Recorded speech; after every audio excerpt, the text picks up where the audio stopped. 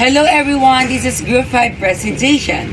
The topic is about motivation and desire to travel. Now, let's move on to the overview. The motivation and desire, it would be best to put oneself in place of the themselves. There are several models that presented that try to explain the factors that lead people to travel. Travel motivation is often interchangeable with the purpose of travel. When we speak of travel motivation, we are dealing with the innate need of a person to go to a place. The purpose of travel can be an external influence that compels the person to travel. The main reason of travel is to comply with or respond to environmental condition. Now, let's proceed to the physiological. This relates to the human body's basic physical needs. The body's innate ability to function healthily must be satisfied. Understanding visitors' physical benefits would allow tourism gap fillers to satisfy and anticipate their aspiration and desire.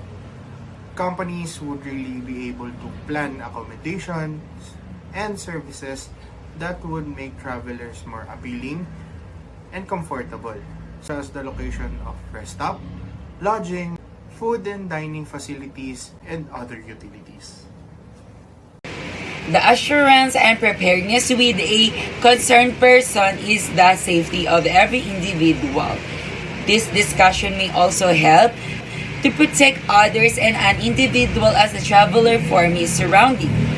The person who is concerned with his personal gains, and personal health assurance for the safety of others should be assist in protecting them from violence, sickness, or any aggression during the trip. The tourism industry is always aware of the safety and level of physical needs of every traveler. Tourists want to reassure their clients and provide them what they need during their trip to alleviate their customers' concern.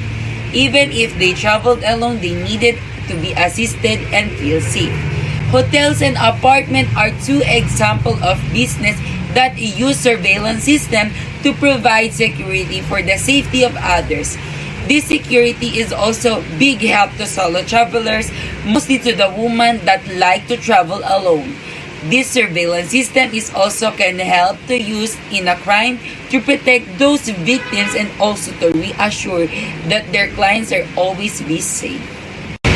Cruise ships and airplanes are two examples of transportation that always checking the system and also giving a demonstration to their clients before taking off for the safety of others. For the example of this is giving a demonstration to their clients like in airplane doing a safety procedures and giving a safety car just in case of an emergency. Also included here that they assisting their clients to turning on their airplane mode before they're taking off for the safety trip. Cruise ship has also a safety procedure to how to put a life vest and activating during the emergency. Also included here, every cruise have emergency boat to make assured that their clients will survive and have a safety travel. Now let's proceed to the belongings. This stage demonstrates a person's need to love and be loved. This causes a person to seek out intimacy with others, whether it be out of love or friendship. One illustration of this universal need is the American tourist that travels to the Philippines to reconnect with their family members. A place that promotes a certain sport or activity would draw participants who have similar interests. This level of human need is focused on a person's need for respect and acknowledgement. Humans want to be validated and recognized as contributing members of society in all forms. This kind of human need is still very much in use in the travel and tourist sector today. People who perform well in their jobs and at their workplaces frequently receive incentive tours. They receive a paid vacation as a thank you for their essential contributions to the organization. If someone joins a club or group, they are awarded a status above other members of the organization in recognition of their excellent contributions, which inspires admiration.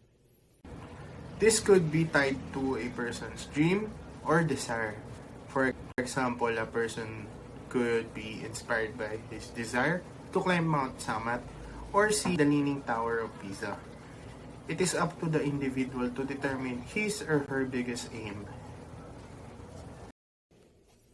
The push and pull model offers a clearer and more direct way of explaining. The push and pull model has been closely associated with the studies made by authors Crompton, Dunn, Krippendorf, Gilbert, Manel, and Iso Ahola.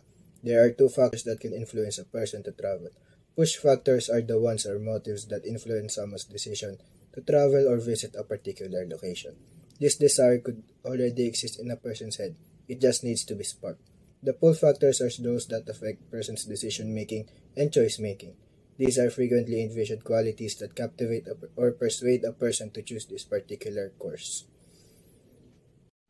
The Philippines is the best travel destination, so people must go here. Additionally, Filipinos have a great sense of compassion and kindness. In the Philippines, there are numerous islands and beaches. The most well-known beach in the Philippines is Boracay. The Philippines has lovely and excellent street food. There are also available breathtaking views, diving, snorkeling, and untouched beaches.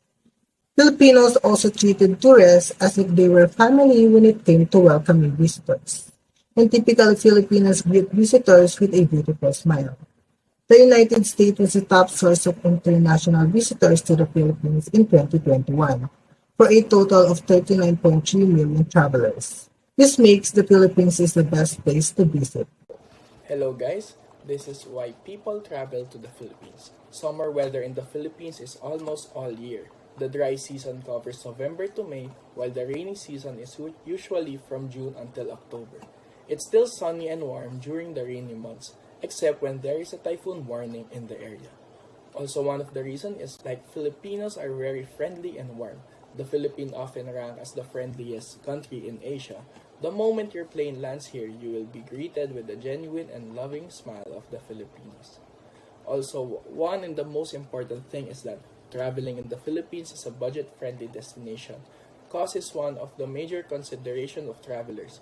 Good thing traveling in the Philippines is very affordable. For example, there are plenty of day tours that just cost around 1,000 and or 3,000 that you can go to Iloilo, to Ilocos, and more. Thank you very much. The contribution of every member. Thank you everyone for listening and watching our presentation. I hope you learned